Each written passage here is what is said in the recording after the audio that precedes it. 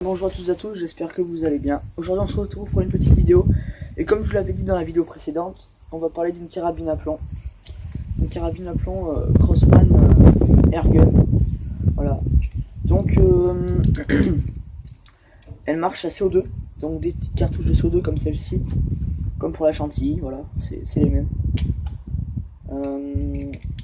On a un petit barillet dessus. Voilà, comme ceci. Et vous mettez votre cartouche de CO2, donc là-dedans, il faut dévisser ça. Vous insérez la cartouche de CO2 dans ce sens-là. Et après, vous n'avez plus qu'à tirer. Donc la carabine a un avantage. Donc déjà, elle a une sécurité.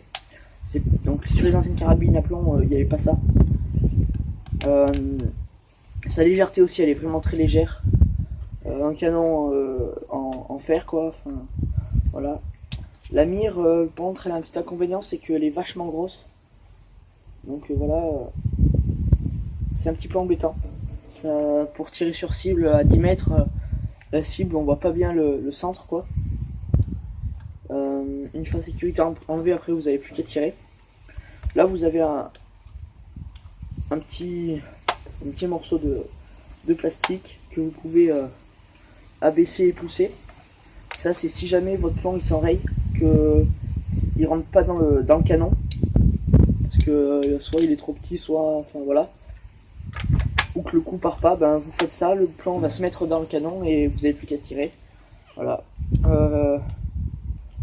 Donc vous pouvez tirer donc tout type de plomb avec. Moi j'ai tiré des billes avec, j'ai tiré des plombs Gamo expander comme ça, comme ceci là.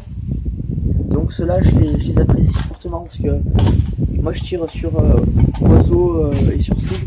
Donc pour tirer sur tout ça, très bien. Après je tire ces tunettes là aussi, voilà, donc ça c'est des plombs qui sont pas mal aussi. Le truc c'est qu'elle est pas arrivée avec. Bon sur mire ça change pas grand chose, mais on voit quand même un décalage sur les cibles. Bon voilà, rien de bien méchant. Donc vous pouvez tirer donc 12 coups avec le barillet. Voilà, vous avez 12 plombs dedans à mettre. Après si vous voulez en mettre moins, vous en mettez moins, voilà.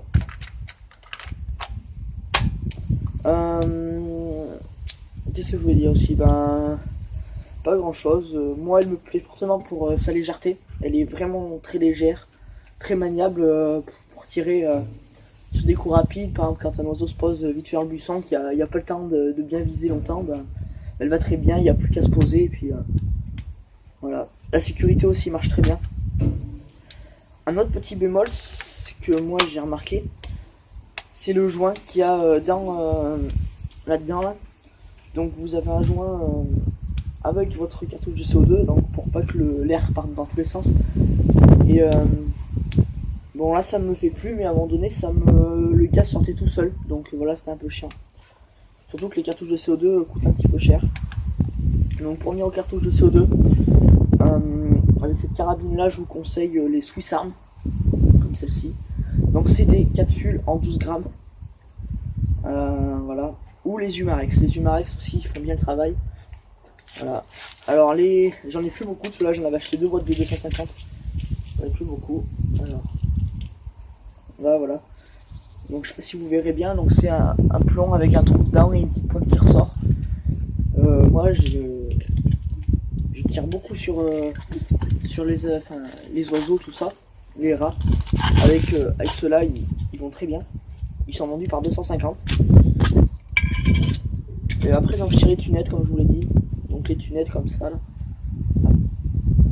Donc, les tunettes, ils ont un avantage. C'est que ben, la jupe est rayée. Voilà. Du coup, ils tournent. Quand ils partent, ils tournent. Et ça, je trouve que c'est très bien. Parce que ça leur donne encore plus de puissance.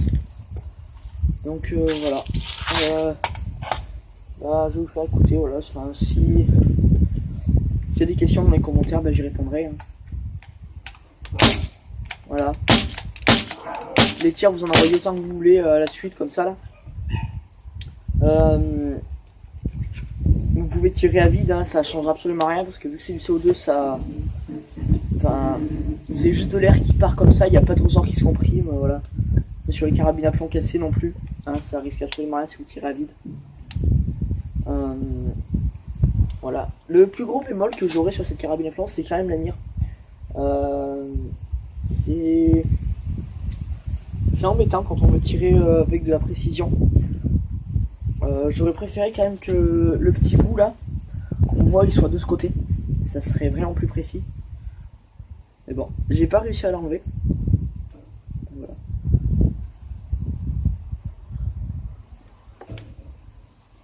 Bon, voilà. De toute façon, ce que je vais faire, c'est que pour Noël, je vais acheter un petit point rouge dessus. Pour, vu que je vais pas tirer hyper loin avec ça, je tire à 20 mètres maximum, mais 20 mètres encore pour tirer sur cible, ça passe, mais sur oiseau, ça commence à peser. Donc voilà, donc je vais acheter un petit viseur point rouge que je réglerai avec des plans que je tirerai tout le temps.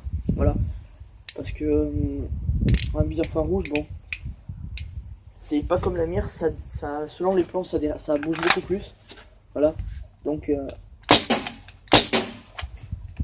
donc là, elle a encore sa puissance malgré que j'ai tiré pas mal de plomb. Voilà. Bon. J'espère que la vidéo vous a plu. Si c'est le cas, n'hésitez pas à mettre un pouce bleu et à vous abonner. On se dit à plus.